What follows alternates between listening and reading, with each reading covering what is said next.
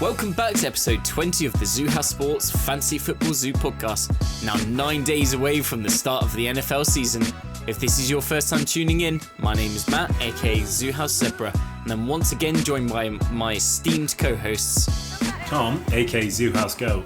My therapist is already taking bookings for the coming season. Rich, aka Zoo House Bear, your latest Nick Chubb convert. And Chief, aka Zoo House Moose. In this week's episode, we'll be breaking down our most important draft of the year, our home draft. But before we get onto that, let's take a look at the news from around the league this week. because there has been some big news. This is why we tried to delay the home draft is to the close to the start of the season as possible. This has caught many of us out again. Yeah, we're only 9 days away, and I think we actually did the draft 11 days, and it's still caught a lot of us out. Right, one of the biggest ones I think we have is the Fournette has been released by the Jaguars.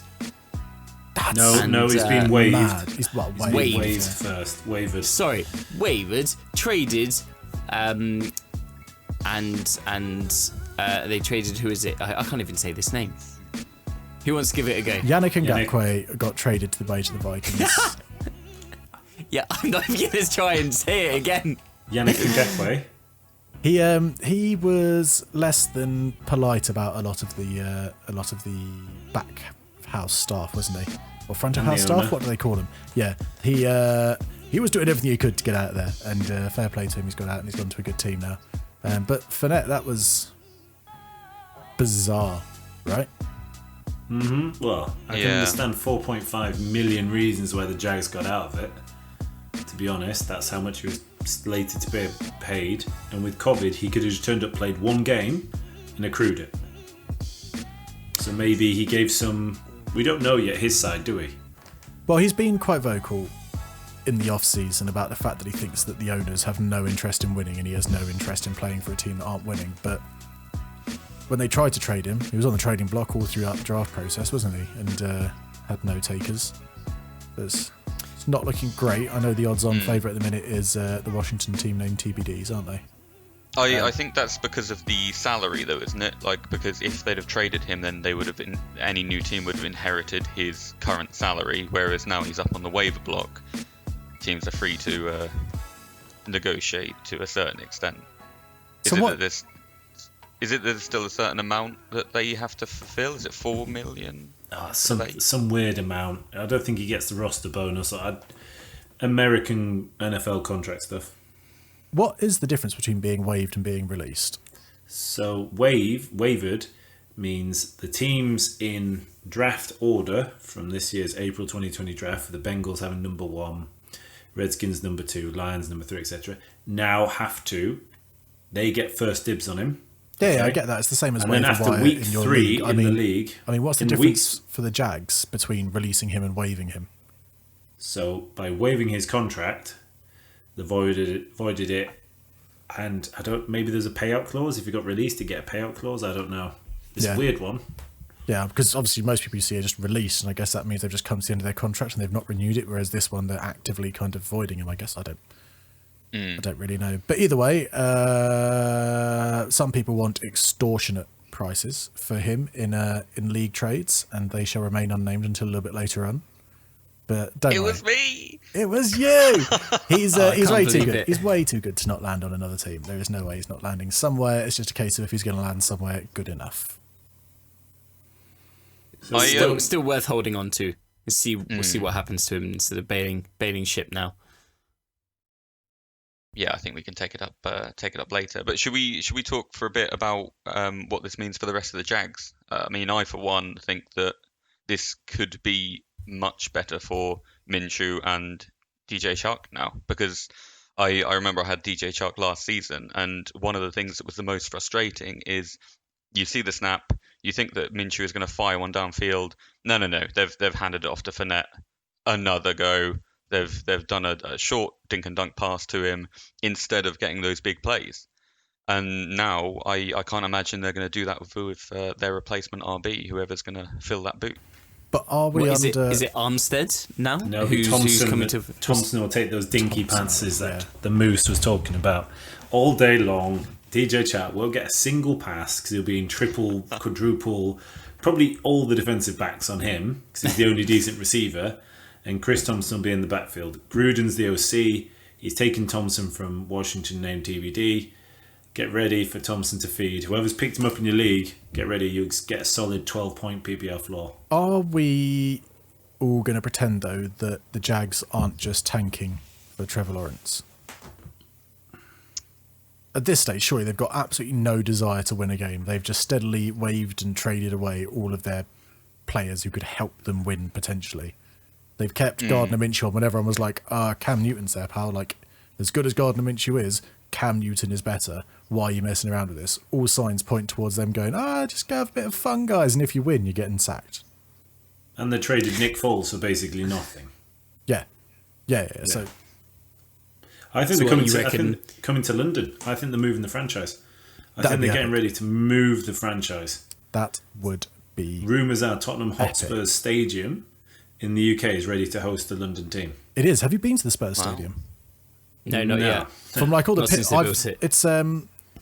it's very much set up like an American stadium, from what I understand. So that's quite exciting.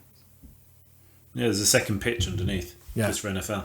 Yeah. But yeah, I think the only problem with the deliberate tank is that it's one thing for the management to try and make it happen without really making it happen, but it's another thing to get the players to lay down and die.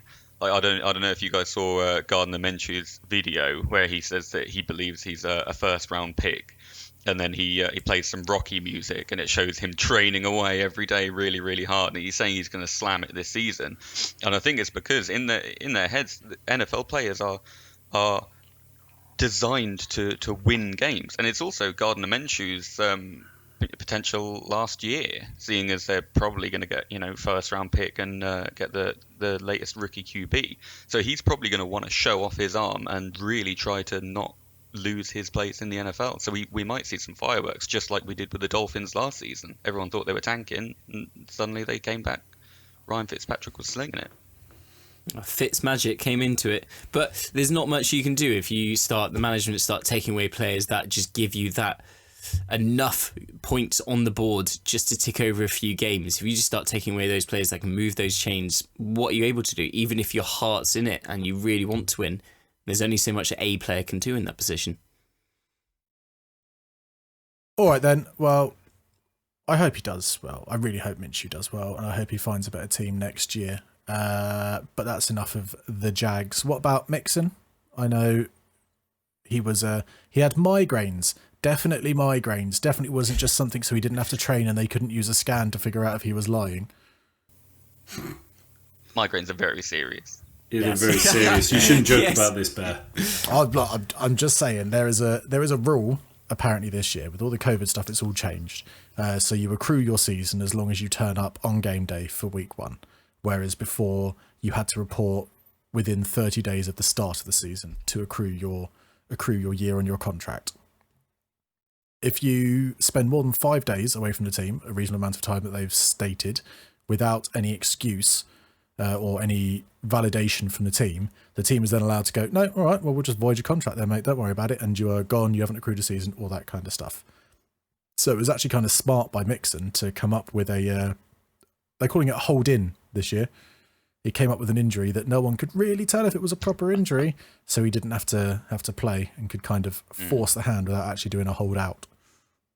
I think he's an absolutely fantastic player, though. I mean, the footage from last year when the Bengals were going down the pan, and yet you could see Mixon was just trying again and again, and every failure, it seemed to just egg him on more. He just seemed to get stronger and faster and ended up having a great end of season. Like, he's crazy, crazy guy. It was like that during a game as well. Like, fourth quarter, the rest of the Bengals had just kind of laid down to die and like, oh no, take me, Jesus, But Mixon was like, give me the ball, give me the ball, give me the ball. I'm going. He loved it. Never stopped for a moment. So I think he's a big thing for them to have this year. So that'd be pretty good.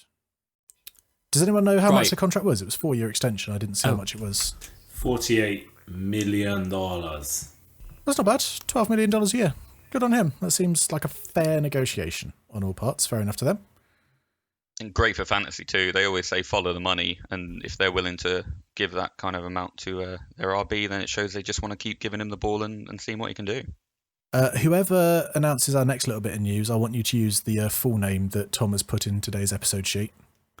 All right, I would love to do this. So moving on to our next player, it is Alvin Fuckknuckle Kamara Holdout, which I think once we go onto the home draft, we will all understand exactly why the GOAT is steaming on this one. But Tom, why don't you talk us through this?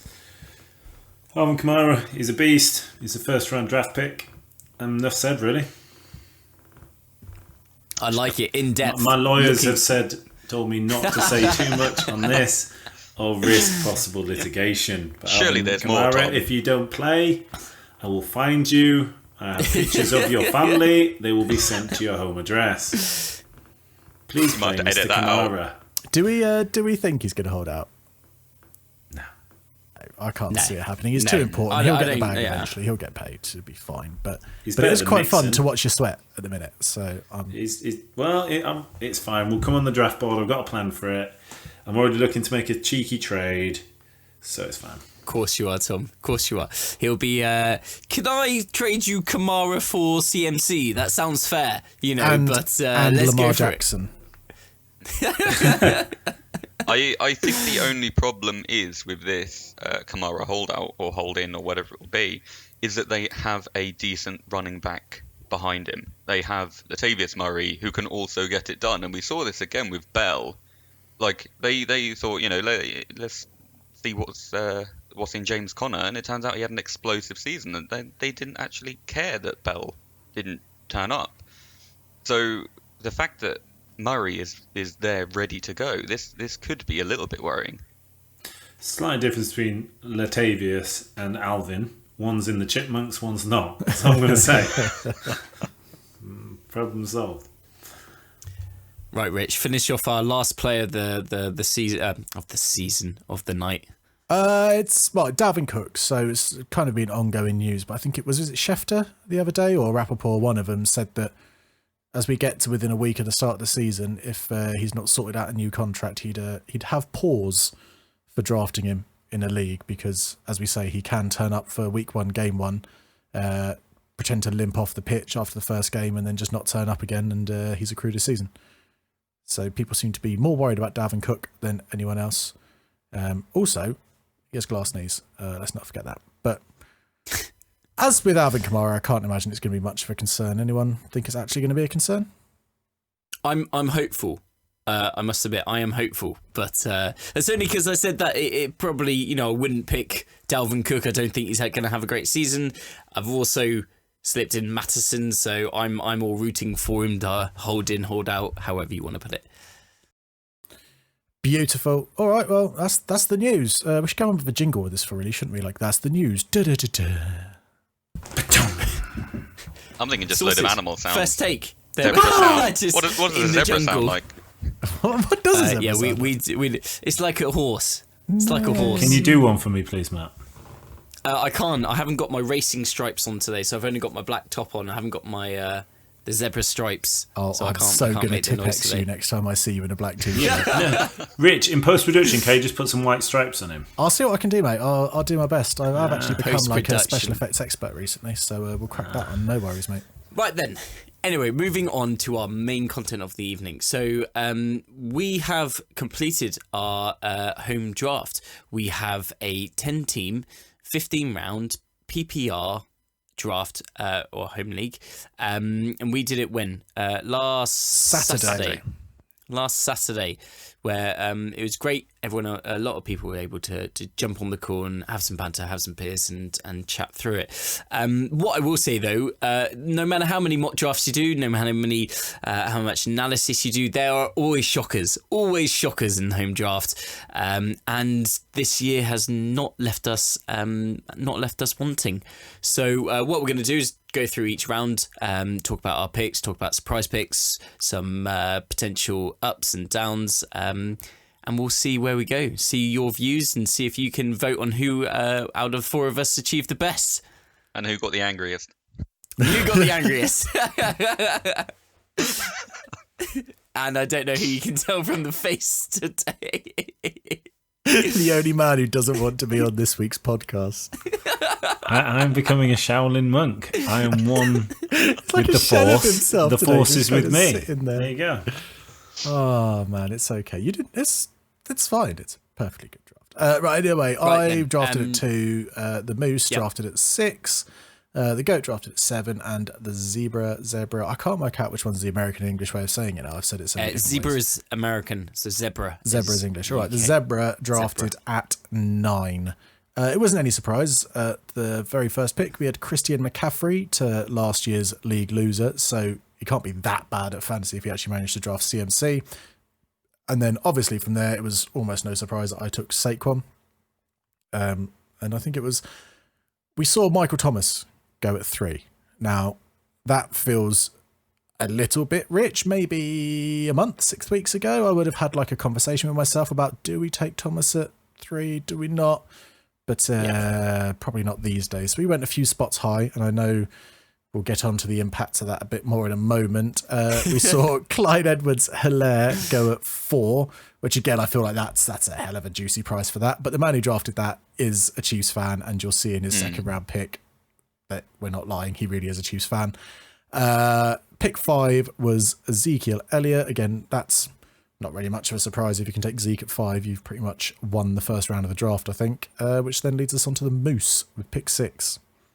I went with Derek Henry. I've actually picked him up in all of my drafts so far. Really? I think he's going to have all of them, because I've always managed to end up at either 6th or 8th, and he seems to be available at 8th, even though I think he's fantastic. I think he's going to have a huge year. There's rumours that he's been working more on passing. We're looking at more bubble screenplays. And I think that is the only downside with Henry in PPR is he struggles with those PPR points. If he's been working on his passing, then I can see him cracking the top 4 running backs. But yeah, that's left to be seen. Then after that, we move on to the GOAT, who has the 7th round pick. Who did you pick, Tom? Alvin Kamara. Is that his full name? Tom, is it? Alvin, if he doesn't hold out. Kamara, if he does hold out. Alvin Fuckknuckle Kamara. Tom, is this who you're going into the draft to pick? Is this your strategy? Obviously, we've seen Bear and Moose get the players they wanted. How do you feel about this pick? I was forced into it. Were you? Did someone have a gun behind you?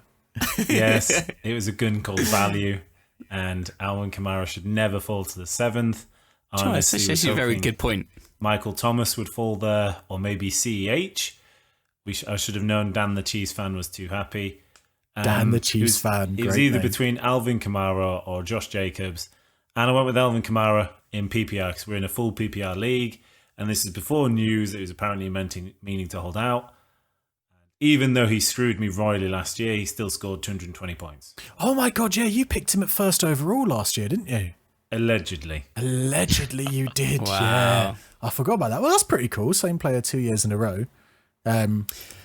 Look, I know we're having some laughs and making you like the feeling that you're sweating over this pick. So would I if I was in your spot. But I as we said earlier, I don't think he's gonna miss the season. No. I think he's gonna get what he wants. And I was incredibly happy with Alvin Kamara at that pick. It was just him or Josh Jacobs.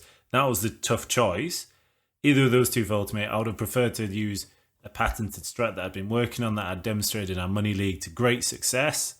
However, the third pick, our friend James, who picked Michael Thomas, he put a nail in that coffin, and I wasn't prepared to reach for Devontae Adams with the 7th overall with Kamara there. It's too much value. Yeah, sensible. Especially as we've said, as the season's the preseason's kind of gone on, more and more people are looking for running backs early, and it is becoming a running back draft. I think everyone's saying how they're flying off the early round. So I think it's a good pick, good value at 7th. So yeah, Kamara at 7 is on par, I think, with Zeke at 5 in terms of winning the first round of the draft. Right, so moving on. We've got Dalvin Cook went next, which once again don't think is a massive surprise to anybody there. And then I was 9th pick, and I picked Josh Jacobs. Now, I'm very happy with that. I think the Raiders are going to have a very good year. I think they're really on for one. And he's going to be part of that massive drive. I think he's a solid 9th pick. Very happy that I had him. I was very nervous as well because Dalvin, the person before me, Trouser Snake as his name is called. He was umming and ahhing, and I could just feel him. I was like, don't do it. Fortunately, had Dalvin Cook. I didn't want to have to make that difficult decision or value, as you say, Tom, over kind of preference there. So no, happy with that. And then after me, the 10th round was Austin Eckler. Sorry, Matt, if I can just jump back because Shoot. I'm a bit curious about Josh Jacobs in that earlier, about 2 weeks ago, he was going in early 2nd round. Then we got the bit of news that the Raiders have signed Theo Riddick, professional pass catching back, and I kind of expected people to hesitate on Josh Jacobs and see him fall even further, but he's actually gone up into the 1st round now. His ADP has become 1st round. Are you worried at all about Theo Riddick stealing passes, or do you think that Jacobs will just eclipse him in terms of skill? Look, Riddick is a 1-year contract. You don't know what's going to happen. Maybe they're just testing it out, having a look. But I'm not going to wager all that value off a single player there. I think Josh Jacobs is still going to get a lot of targets, even if Riddick chips into that. I still think the value is there for him. Curious, and we'll touch upon it in the 2nd round. But why Jacobs ahead of your 2nd round pick? Well, let's get onto it, and then we'll wrap around the snake here. So, after my pick, Josh Jacobs was Austin Eckler, right? I think personally, I'm a little surprised about that. I haven't seen him come in the 1st round. Not that it's exceptionally bad value. I think he is going to have a good year anyway, but just a bit surprised. Very happy from my perspective. Over Mixon, I think that's stupid. Well, but you may judge me on the rest of my draft, but 10th. Mixon available there, you're taking him all day long, aren't you, boys? Yeah, I agree on that one. Yeah, especially as you're on the turn there at 10. If you're not taking Mixon at 110, you're taking him at 2-1. Yeah, I was amazed Mixon made it back to Zebra. Yes, I had to put myself on mute, and I was screaming like, "He's done it! He's going to do it!" I could just see Mixon flying off, and me thinking, right, what am I going to do? Because I could see. So 2.1 pick was Devontae Adams, very sensible pick, good value there, kind of where we expect him to go in my mind once again. And as soon as that happened, I was absolutely laughing. I thought getting Joe Mixon in the 2-2, fantastic. Were you more worried then about missing out on Josh Jacobs than you were on Joe Mixon? No. So I had already resided to the fact that I might not get Joe Mixon. So I was happy with that. But as soon as, because I expected him to go on 10th pick. But as soon as Austin Eckler came, I thought, well, this is fantastic. Either I get Mixon or Adams, and I'm happy with either of those. Because usually round the corner, I would have expected Mixon Adams to go and me be stuck with an option of Eckler, Sanders, Drake. I was looking for a double running back initially. Hill, Jones, whatever, yeah. Yeah, to get the value. But yeah, I was just happy with that. All right, then after you, we saw Tyreek Hill come off the board at 203 from Kansas City, which leads us back to the GOAT at pick 4 in the 2nd round. Yeah, again, I was hoping Tyreek Hill, maybe Devontae would be there. I've got a share of Julio Jones in one of my other leagues, and maybe I was looking at DeAndre Hopkins, but it was hamstring, and then I read a good article about the Cardinals' offense, about sharing all the targets. Apparently Hopkins isn't going to just be the 160 target machine he was in Houston, and that made me, maybe it was just timing. I read it on the Saturday morning. It was a very good article. I can't remember who did it, but if I remember, I'll try and put it in the post-production. And it made me a bit nervous. And Hill's gone. who's granted, and you've got Julio Jones. I'm thinking Matt Ryan, is he all there? Gurley's coming in, who's a better pass catching back than Freeman. So I thought, oh, Carson Wentz isn't injured yet. There's no there's no Fournette released yet or wavered, and the Eagles haven't got any other backs. So I thought, yes, if there's wide receivers going down in the Eagles, I'll go for Miles Sanders. And yes, that's come back to bite my dick royally off because Carson Wentz is down. Is Carson Wentz down now? Yeah, he's injured again. No, it's nothing major though. It's nothing major. So he's just he's a perennial sick note, and they should have kept Foles. He won the Super Bowl, not Wentz. And he's then got the a statue, O-line, not Wentz. Yeah, and then the O-line, I'm not so fussed about because they've got to play the Giants, whose defense is crap. The Redskins, whose defense, apart from Chase Young, is pretty shocking.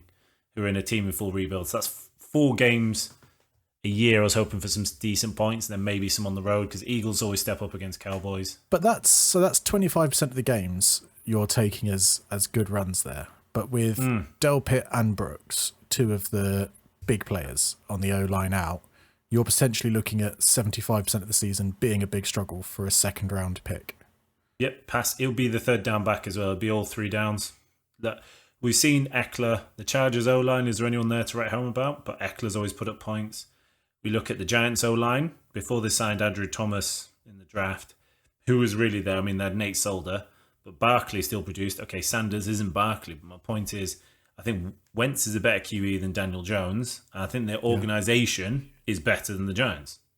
If they could only get players sort out whoever's kneecapping the players as they leave practice. Yeah, I mean, look at the Raiders. Josh Jacobs, who is amazing in that O-line. Okay, no one but... No, yeah, so I just thought Sanders, look what he did last year in his rookie season. I was hoping he'd step on, and we'll see what happens. I'm excited. Bit of risk. Do you like him more there because this is PPR? If this was normal, would you have favoured him another round or so?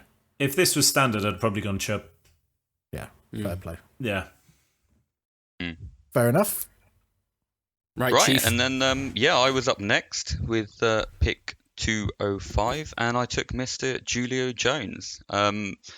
Absolutely amazing player. We're looking at Mohamed Sanu is no longer a Falcon. We're looking at a load of vacated targets from Austin Hooper. I mean, yeah, Hayden Hurst is going to come in, but I don't think he was that overwhelming when he played for the Ravens. I mean, Mark Andrews showed that he was the better man in that struggle, despite the fact that Hayden Hurst was supposed to be a big deal. And people are saying that, maybe this year is the year that Calvin Ridley is going to eclipse Julio Jones, but I don't think this is the year. I think they can exist together. They're both going to get a ton of targets. I mean, for 2 years running, Matt Ryan has thrown for over 600 throws and 400 completions, and there's going to be a lot of targets to go around. Hopefully, he can actually get a few touchdowns this time. I think how many years he had, like 6 or something every year for the last 50 years. But he's got a brilliant habit of once a year going off on like a 220-yard receiving game. So I was more than happy with him.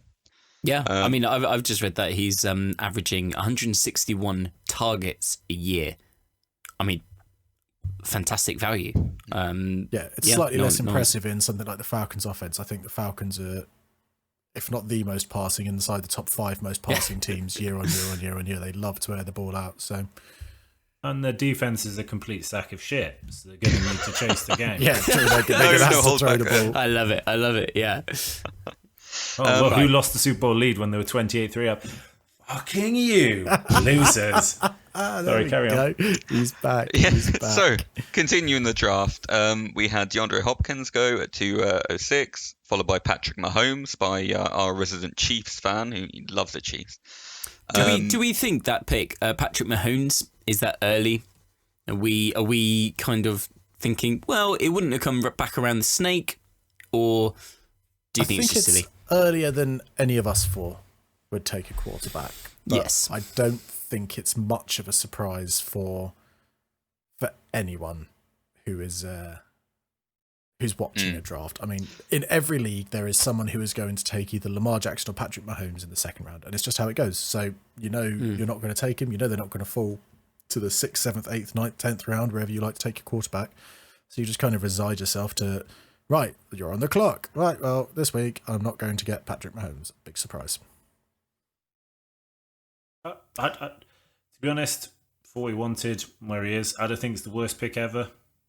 The only thing I would say is there's not that much difference, and it can be such a little difference that takes someone from being like a QB1 by a million miles to being QB12. I'm 90% sure Pat Mahomes finished QB12 last year, all through missing 3 weeks. You know, he missed 3 weeks. It was impressive. He had like a dislocated knee or whatever it was, and he kind of came back within 3 weeks. But just those 3 weeks, we know he's a superstar. We saw how he was producing. But all of a sudden, you go down to QB12, where you could have drafted someone in the 10th round ahead of him and got more production out of him that year. Well, they say that if you stream quarterbacks, if you manage to do it successfully and always pick the correct one, then you have a position that scores as much as Pat Mahomes and Lamar Jackson and stuff. You just need to pick the correct one every single week, and that gets that's relatively hard. What I've also heard is if you pick the right lottery numbers each time, you win the lottery. I mean, there is, yes, that could be a possibility, but what are the chances you're going to just make sure that you pick the right quarterback on a massive spell, even if, you know, it's up against a bad defense, good defense, whatever.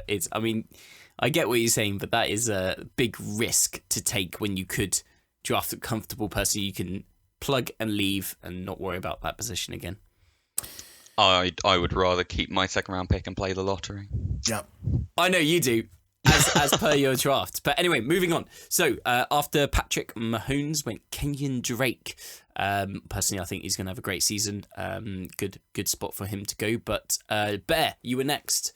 Now, I wasn't a big fan here. Up until, honestly, 24 hours, 48 hours before our draft, I was always aiming to take one of Travis Kelce or George Kittle. At this stage, because neither of them had gone, I would have taken a wide receiver, probably Chris Godwin. And then when it came back round, because, you know, whoever's at pick one isn't going to take Travis Kelce and George Kittle. This isn't some kind of super flex madness. I would have then taken whoever was left on the way back round. But when I was doing that, as much as I loved the fact that I had one of these big boy tight ends, I just always felt that by the time I got to round 6 or 7, you know, I was kind of starting to flounder a bit in terms of depth of my running back and wide receiver positions. So I made a real late pivot the day before draft day. I must have done about 25 drafts the day before draft day and figured out that my best bet here was to adopt much the same tactic, but if neither of Godwin or Golladay were taken, I would take a running back. And if one of them was taken, I would take the other one and then take whatever running back came back round the snake to me. So Godwin and Golladay hadn't gone, and I was left realistically with Nick Chubb or Aaron Jones because I'm not reaching into the end of the second for David Johnson. I was hoping maybe that Kenyon Drake would have fallen. I'm not overly happy with Nick Chubb, but in terms of building a reliable team, I had to do it. So I took Nick Chubb at 9th pick in the second round. We'll see how it goes. Maybe he's going to be great. But as you had a great stat the other week for us, Matt, in terms of Aaron Jones, with the fact that he 8 of his touchdowns or something came in like 3 games or something absolutely stupid. No. So that was Devontae Adams with the fact that when Jones was off.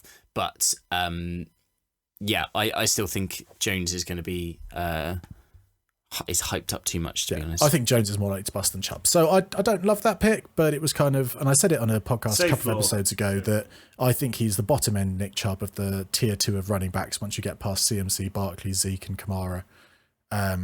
So I took what I had to take. Then, as I've alluded to, as the snake background, the first pick... Oh, yeah. So just to make that point, Rich, there, Aaron Jones, so he scored 15 times in 6 games. 4 of them came when Devontae Adams was out, which... Can he maintain that pace? That is a tough one to follow up. So, yeah.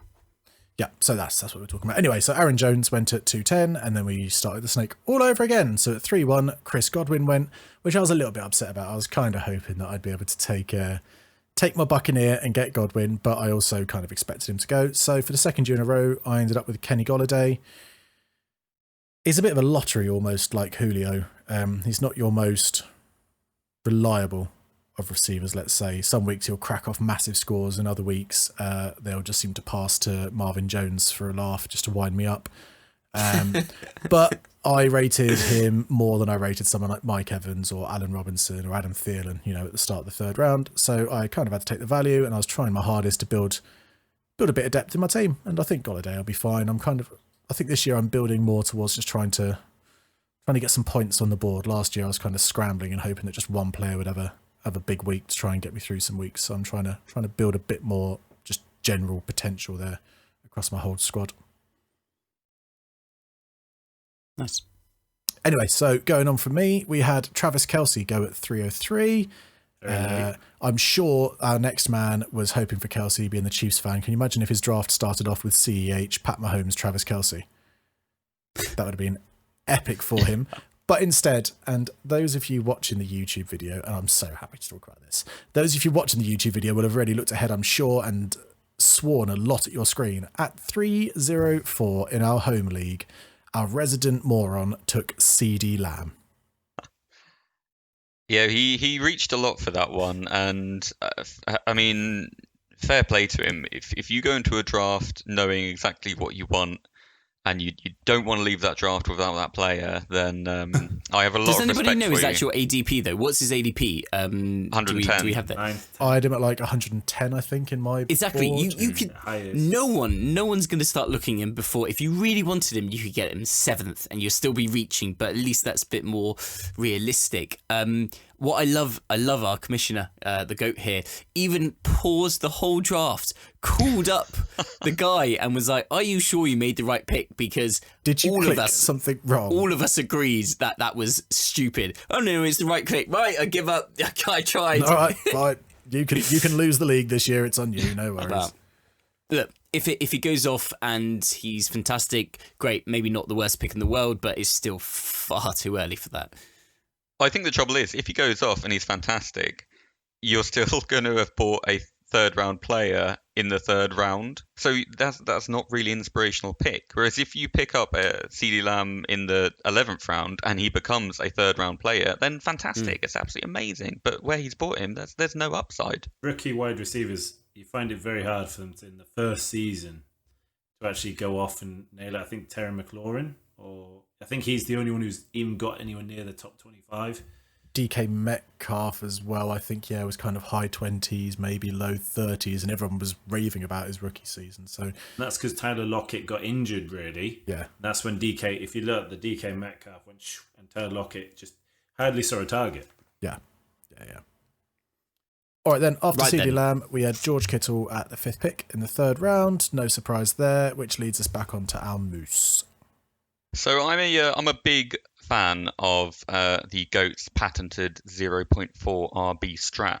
So at this point, I knew I wanted to take an RB because when you get to the 4th and 5th round, it starts to get a bit thin. And one of the things that impressed me about taking David Johnson is if you look at the stats of Carlos Hyde in Houston last year, despite the fact that Duke Johnson played, I think, every game alongside him, or maybe they each missed one game. I've got them down for 16 games apiece. He rushed for 245 attempts for 1,070 yards. And if David Johnson can secure that load, like I don't think there's a lot of people who would argue that Carlos Hyde is a better player than David Johnson, so long as he hasn't lost his groove. So you mean David Johnson's better than Carlos Hyde? Wrong way around. Yep. Yeah. I don't think anyone would argue Carlos Hyde is better than David Johnson. No one would argue that. I am ever so slightly concerned because everyone always rated David Johnson. He's this great player, great running back. He had an unfortunate injury, all this. Realistically, we've seen him be good for one season, and that was in 2017. 2016. 2016. 2016. Yes, sorry, You're right. 2016 was the year that he was incredible. 2017 missed the whole year through injury. 2018 Matt's first pick in 2017. Yeah, 2018 he did his wrist in game 1. He was okay, but he's not putting himself up there with Zeke and all that kind of stuff. 2019, halfway through the season, even the Cardinals were like, "Oh, that's great, mate, but if you could naff off now, that'd be superb." Are you not slightly worried that he is a genuine one-season wonder? I am slightly worried, but if he turns out to be a shadow of what he used to be, then fair enough. There's a lot of risks in this category. I mean, I compared the other guys that I could have taken at RB. We've got Chris Carson, who, Seahawks injury prone, bit worried about him. James Conner, big risk there in my book. Yes, yeah, high ceiling, but also low floor. Le'Veon Bell, Adam Gase, and Todd Gurley, who again I'm slightly worried about him landing at the Falcons with his knee and everything. So of all of those players, I just thought which one of these is going to be the safest and which could have a relatively good upside, if not the highest of upsides, and that's why I went with David Johnson. Fair enough. I guess you would call it calculated risk. I'm a little bit worried, but I'm worried about all my players. I mean, Julio Jones could try and walk down the stairs tomorrow and fall down them. I'm just worried everyone's going to get injured. But yeah. So and then over to the GOAT again for his 3.7 pick. I was obviously having to look for a wide receiver here. I was trying to pivot to a 0.4 wide receiver strat, which I talked to the Bear about. And I was looking at the wide receivers available. I was hoping CeeDee Lamb would fall to me, but he went at the fourth pick of the third. Honestly, it was between Adam Thielen and Mike Evans. And part of me here, I think Brady's arm's not gone. We saw him with Randy Moss. I think he's going to connect like a beast with Evans. He's shown the connection in camp. Godwin's not showing up that much. Mike Evans is an absolute stud. 1,000-yard seasons with a quarterback that's legally blind. He was so blind, he thought he was reaching for the handle in an Uber and accidentally touched a lady's derriere. Okay? That's completely unsubstantiated. But Mike Evans is a stud. And I think, if I get 13 good games out of him this year, fine. I don't care what he does. Tampa Bay are going to be a really hot team. Bruce Arians has always, look what he did with Fitz. Look what he did in previous offenses. Look what he got out of Evans and Godwin last year. I saw a fun fact the other day on the NFL Network. Tom Brady, over the last 3 years, has the highest completion percentage of passes over 10 yards. Wow. So just because he potentially hasn't had anyone to throw to doesn't mean he can't do it, because when he has to do it, he lands the passes. Well, look at what he did with Antonio Brown that one game in Miami. That's why I kept harking people back to when people were trying to fade Mike Evans. I was like, look, he had Antonio Brown for one game and that man ran riot. He'd been in the building about 48 hours. Yeah. When he had Josh Gordon, he threw passes. He's got a big receiver, 6'4", Josh Gordon. Mike Evans, big receiver. I think he'll be a red zone threat. I don't think he'll get consistent 20-point games out of him like he would with Michael Thomas. I think he's only going so low because of the consistency.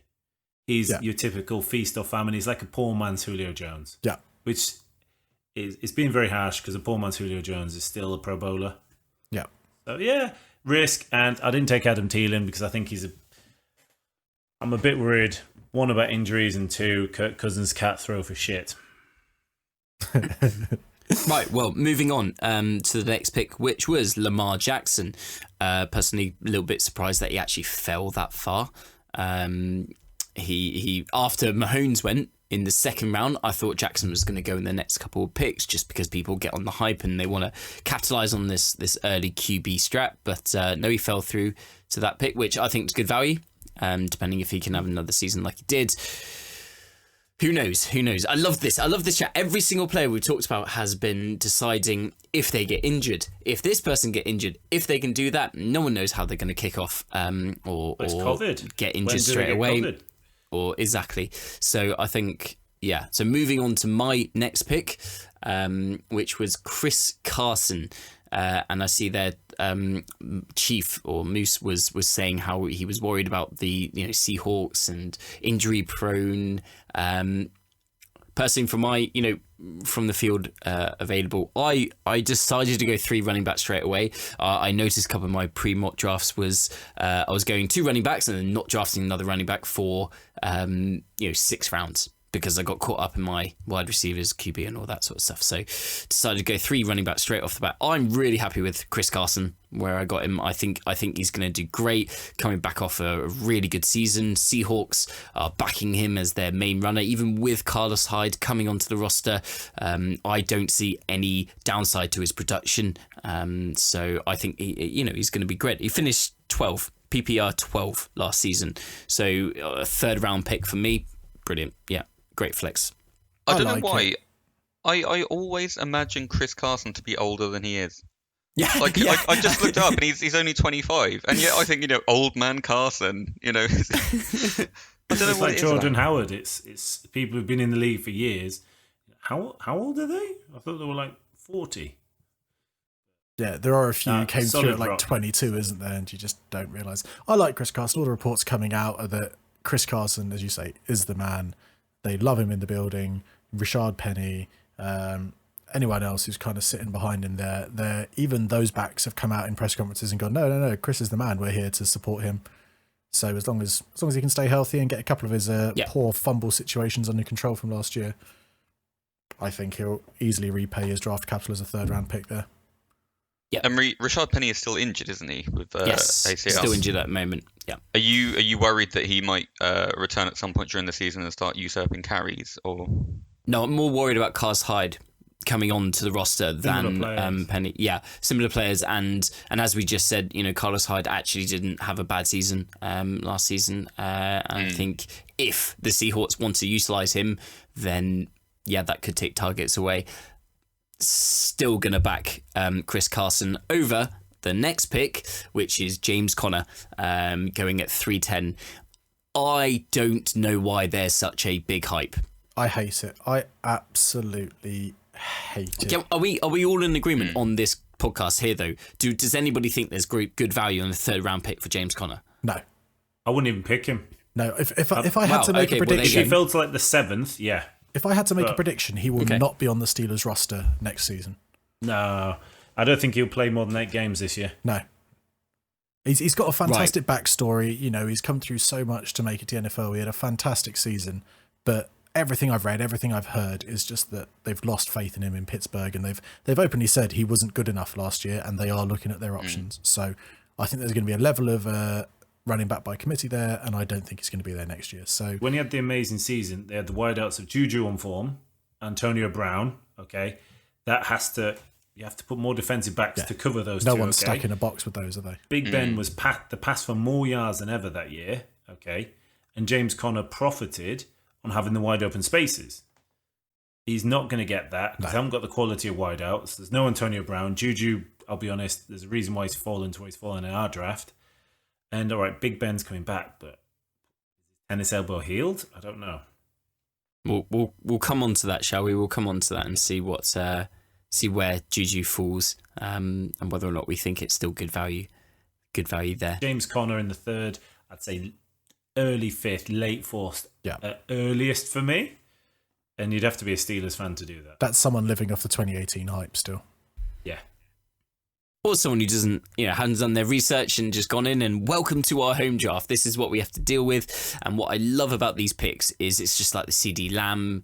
James Conner, I kind of know a few people have done it, but they throw you off completely. It's the Michael Thomas pick at number 3. Suddenly your draft strategy goes out the window. You need to be dynamic and adaptive.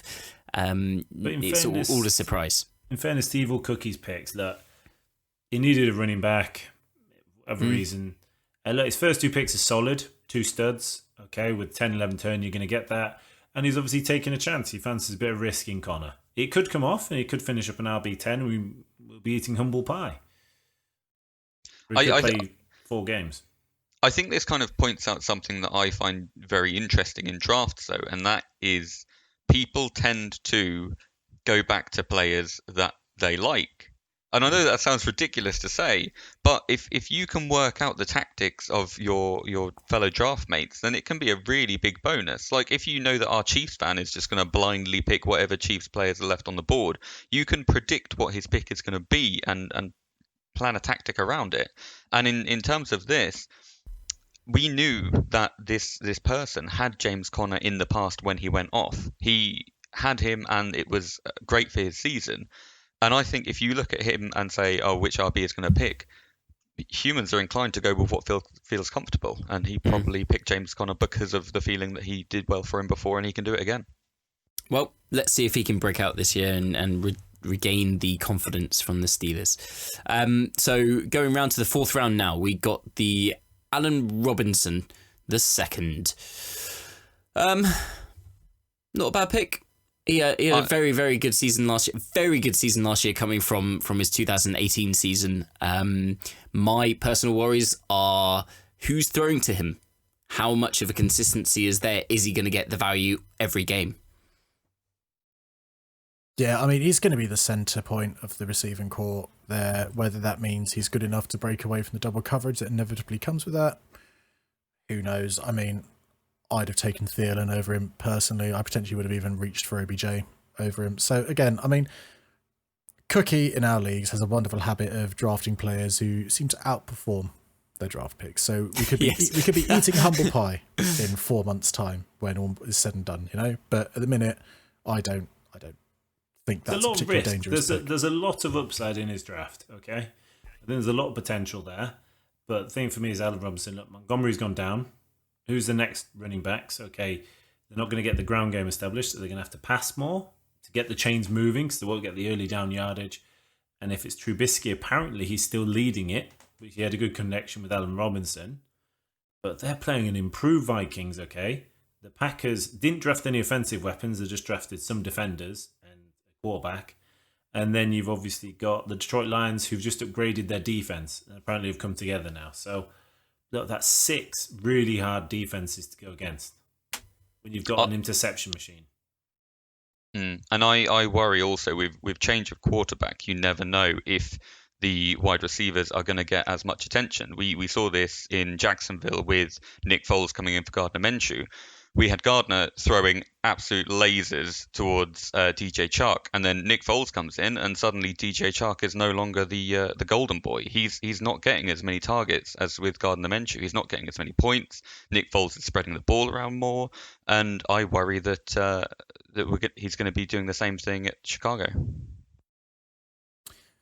Right, we've done like 3 rounds in about 45 minutes, so we should probably start picking it up and try and blitz through the next few rounds, and then we'll have a roundup of our last few rounds, because you know the first 4 or 5 rounds are the most interesting of any draft, and then you start to fade off from there. But let's get on to second pick in the 4th round for our Zebra.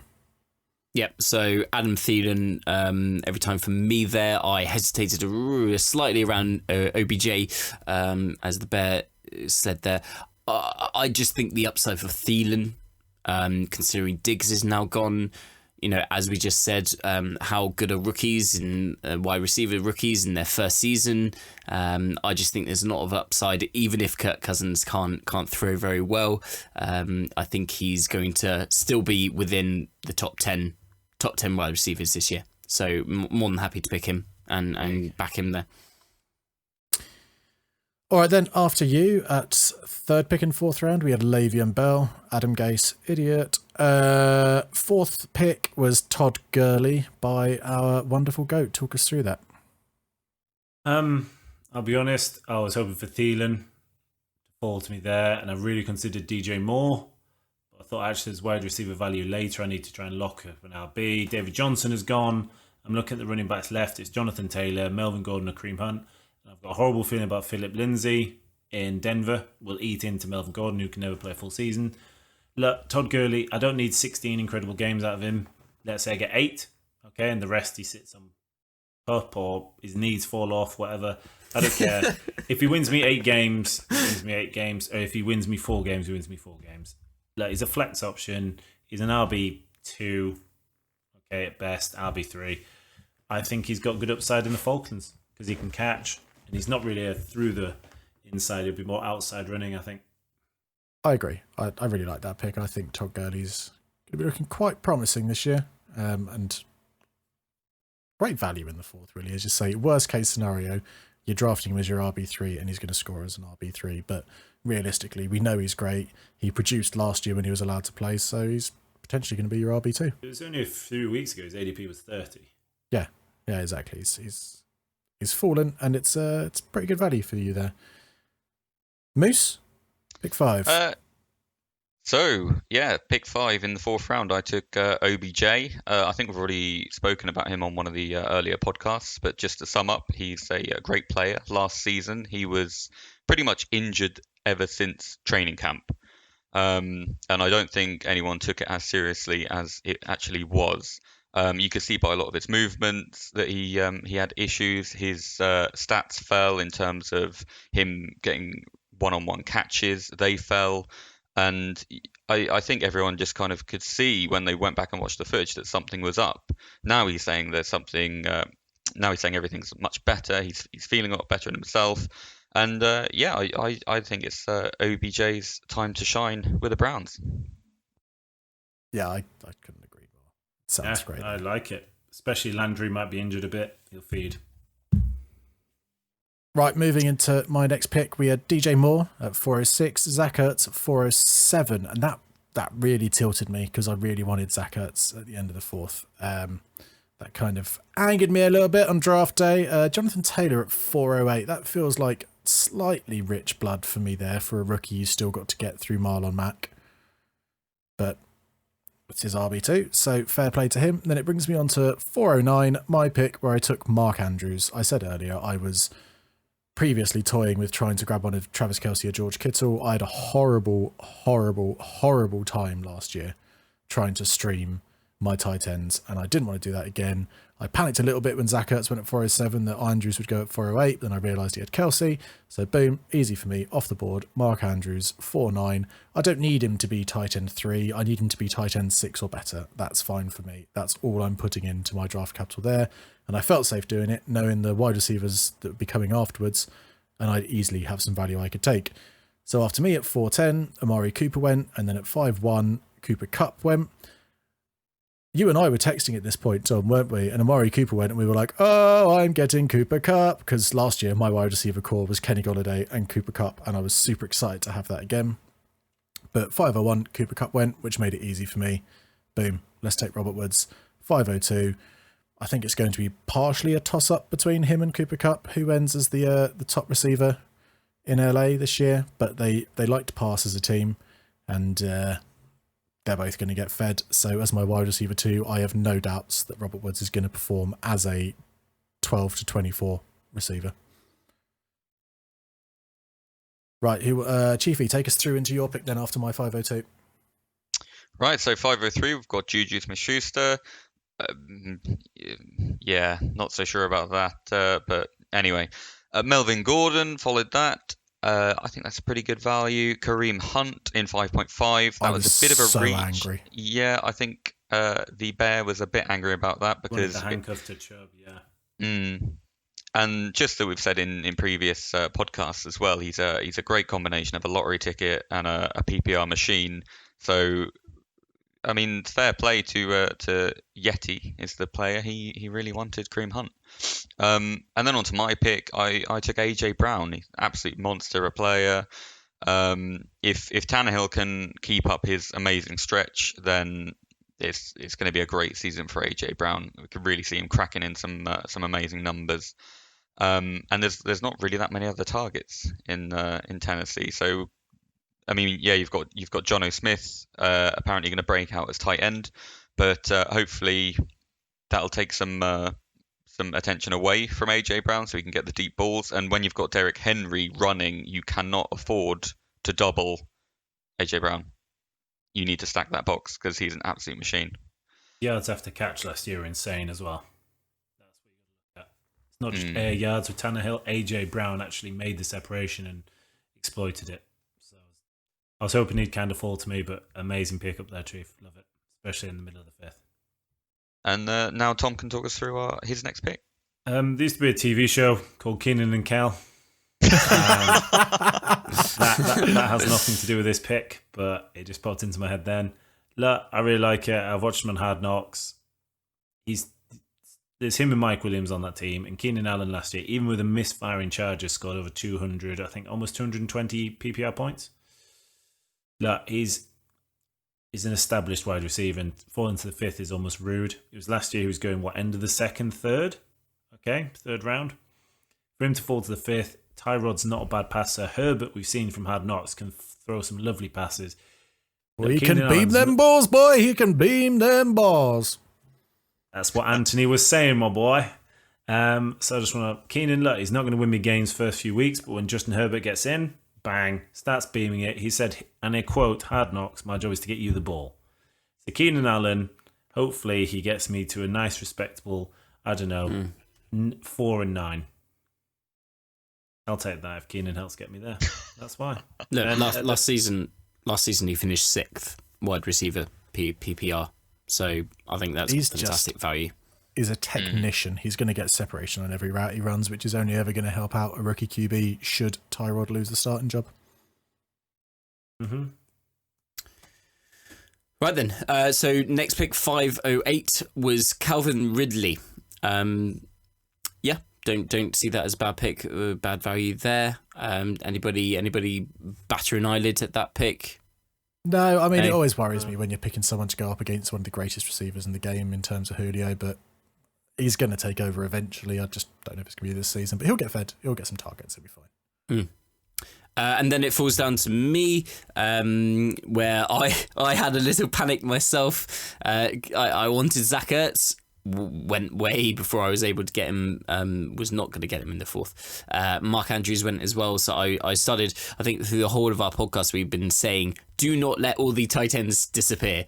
Get a top 5, top 6 tight end. So I went with Darren Waller, who, once again, I think the Raiders are going to have a great season this season. I really think Derek Carr is an underrated QB, and I think Darren Waller, coming off the back of a really fantastic season, he's still the number 1 tight end there. I think he's going to get the value, and I think Bear came out with a good analysis. It's not looking for the number 1, number 2 tight end. It's just better than the average. Will just tie me over, and I don't have to stream them every week in, week out. I think that would make me happy. Just before we flip round the draft, do you realise how horrible your week 6 is going to be? You're losing 2 wide receivers, 2 running backs, and a tight end.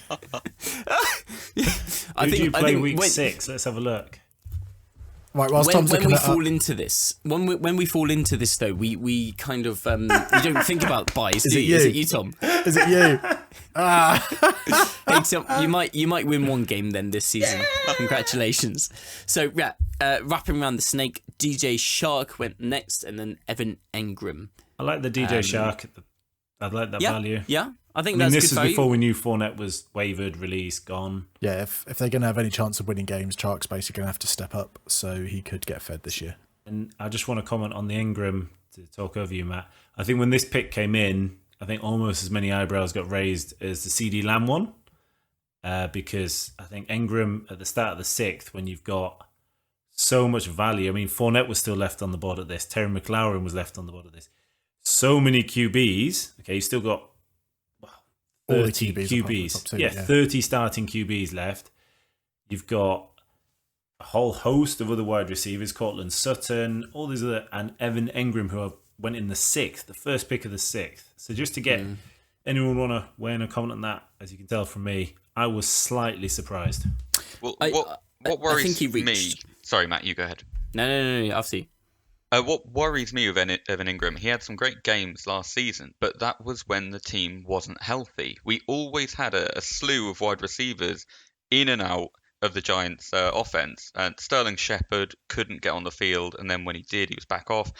And then we had Golden Tate. He was Mr. Reliable, but Evan Engram only excelled when there was no Slayton or Sterling there, and then he got injured. So not only are we looking at a Giants team which has got all 3 of their good wide receivers back, we're also looking at a potential injury risk. And I don't want to take that kind of lottery ticket. No. Right, okay, I feel like we should move on, as we've kind of grinded on our last 10th pick player quite a lot tonight. It's going to come back and bite us, so don't worry about it. It absolutely will do, because knowing him is going to do that. So, moving on to 6.2, this is where personally I want to complete my set. Moreover, and I picked Dak Prescott, which I'm very happy with. Maybe reaching in the 6th, but after this drew of quarterbacks that go after that, I think he's a good value. Yeah, he is. Love Dak in the 6th. Yeah. Yep. Okay. Yeah, cool. Cool. So after that, inspired choice. Angered Tom even further. He missed out on Michael Inspired choice. Thomas. You mean from my every single pre-mock draft? I've gone tight end QB in 5 and 6. Mm-hmm. Yeah, Dak. Yeah. Meow, ladies. Yes, it is Dak every time as well. Handbags away. 6-3 went DK Metcalf to separate our two handbag fighters here, which led us on to an interesting pick in the 6th round for you, Tom. Talk us through your pick. I'm a Rojo truther. I've come out on Twitter and said as much. I think Belichick never had massive running backs in New England, but this is Bruce Arians, okay? Name a Bruce Arians running back that hasn't performed. Peyton Barber looked okay in the offense last year. Rojo got 1,000 yards behind Peyton Barber last year, okay? He's not got Peyton Barber. He's the running back 1. Look, they'll spread it. He'll essentially play the sweet fit role that James White did, that Tom Brady loves. He doesn't need to block if he's catching. He's fine. And Rojo, he's going to smash it. I think he'll end up top 15 RBs. I would love it if he snuck into the RB10. And when he does, I'm going to order you all a nice helping of humble pie served with some nice whipped cream that you can lap up. Because, yes, it was a reach, but I didn't think he'd make it back to me at 7-7. I thought someone else would take him up. And I was looking at K1 or Deshaun. But, well, hey, look, at least you didn't reach for CD Lamb in the 3rd round. It could be all proven wrong there. Very unlikely. Chief, 6-5. I following on from what Tom said, I think that's the key to fantasy. Like when we look at this at the end of the season, none of these, stats are going to be exactly correct. So when you get to these later rounds, you want to go for the guy that you want rather than the exact ADP, because Ronald Jones could be right up there with the best of them by the end of the season, and then Tom will look like an absolute stud. So you want to, if you see someone that won't come back round to you, then I say go for it. Contrary to what I just said, I took Leonard Fournette, who was still on the board in the 6th. I was quite surprised he was there. He currently has an ADP of around, is it 310? Yeah. I was quite surprised he was there. I mean, everyone knows that the Jags are going to be a dumpster fire this year. For our regular listeners, you may remember me saying that he is not my favourite pick for this year. Rater. And talking him down, but I'm more than happy to pick him up in the 6th, especially with the recent news of him being waived. So we'll see where he lands. Hopefully Pats or somewhere, and actually worth a damn. If he did, Belichick would just be laughing. It would be amazing. As I said to you guys on the group chat the other day, they give Sonny Michel like 200 plus touches a year, and he's so horribly inefficient with them. Give Leonard Fournette 200 plus touches a year. He's absolutely ragging on people with that. It's a really nice pick. I'm very jealous, and I hate how much you want for him from my team. It makes me very sad. But good on you. Good on you. Yeah, fine. I'll be a good loser, dickhead. But Belichick loves a bad boy, so we'll see. We can talk again if he does land at the Pats. Right, then after you, we had Deshaun Watson at 6'6", Terry McLaurin at 6'7", and Devin Singletary at 6'8". I don't think there's anything of too much surprise there, is there, boys? I think I was slightly surprised to see Deshaun Watson go before my next pick, where 6'9", I managed to land Kyler Murray. I think he's Lamar Jackson light. If he finishes, I think he'll easily finish QB5 or better. He had a pretty up or down season last year, and he finished like QB5 anyway. So he's only going to get better. I think there's no worries with him finishing QB5. And I think I've got some pretty big upside in terms of his rushing ability there. And he's now throwing the ball to DeAndre Hopkins. So that is pretty cool for me. And in the 6th round, I'm kind of okay with that. I was experimenting with waiting later for quarterbacks. If Kyler Murray had have gone before he got to me, I wasn't going to bother wasting a 6th round pick on Deshaun Watson or Russell Wilson. I'd have waited down to the 8th or 9th round where I could have got Drew Brees, Matt Ryan, Josh Allen, someone like that, But at the end of the 6th, Kyler Murray just felt like too good value. Right, I know we've all been having a super secret squirrel text conversation whilst we've been doing this about how much time we are using up. So I think we're each going to round up our teams from here on picks 7 through 15 because, let's face it, the first 5 or 6 rounds are the only exciting ones in a draft. Pick 7, I went Cortland Sutton. He's going to be absolutely fine as my flex play week to week. Pick 8, I got J.K. Dobbins. Again, at this stage now, I'm looking for someone with a bit of upside. I hope he's going to beat out Mark Ingram at some stage. So we'll see how that goes. They've just come out and said that he's going to have a significant role in the offense. So, yeah, exactly. So even if he's only got his foot half in the door week 1, if he plays well, we could have his foot fully in the door come week 5. In which case he's only going to keep getting better until I'm in that fantasy championship game again. Pick 9, I was super, super happy to pick up Will Fuller. I've said it on Twitter, I've said it on this podcast, I might make an Instagram post about it, who knows, but I genuinely think that we're either drafting Will Fuller way too low or Dalvin Cook way too high, because Dalvin Cook's missed 2 less games than Will Fuller. I've now got the wide receiver in a Houston offense that has 160 extra targets to fill. I'll take that all year long. Pick 10 for me was Antonio Gibson from Washington. If Fournette goes there now, I'm going to have to just dump that off and go and try and find something else. Pick 11, Justin Jefferson. I know this ruined your day a little bit, Matt, and I'm really, really sorry about that. But I did want Jerry Jeudy, but he went 2 picks before this, so I had to take the other wide receiver rookie that I wanted to take a punt on this year. Pick 12, I picked up Cam Newton. Who doesn't want Bill Belichick's former MVP quarterback? Pick 13, Dan Arnold. There is no question now that he is the best pass catcher in the tight end room at the Cardinals, and there's talk about him being one of the best pass catchers on the team, and they are looking to build some level of the offense around him, so I'm pretty chuffed with that. Pick 14, I took my defense, Philadelphia Eagles. They're playing Washington team name TBDs, who are going to be a dumpster fire for the first game of the season, so I'll drop them after that. And then kicker, Matt Prater. I like his name, so I drafted him, and that's about that. That's fair. Can I just butt in before we carry on very quickly going through the rest of it, that Alvin Kamara, the Saints are reportedly open to trading him. Oh, really? Oh, my word. That has just come through. Yeah, that has just come through. Oh, Joe. So, yeah. the heat turns up for Tom. Washington, here he comes. Yeah, that is a rough day. That is a rough day for our goat. But I do have shares of Alvin Kamara in another league, so it's also not great news for me. Why would they trade him? Right, following the pick order, right. pick 6. Do you want to just quickly go through them? Cries. Quickly go through them. Yeah, so I don't really have to say much about the value getting here. David Montgomery in the 7th. Surprised he dropped that low even with his injury. And then T.Y. Hilton in the 8th. Again, an amazing player. Yes, injury prone, but he's better than an 8th round pick.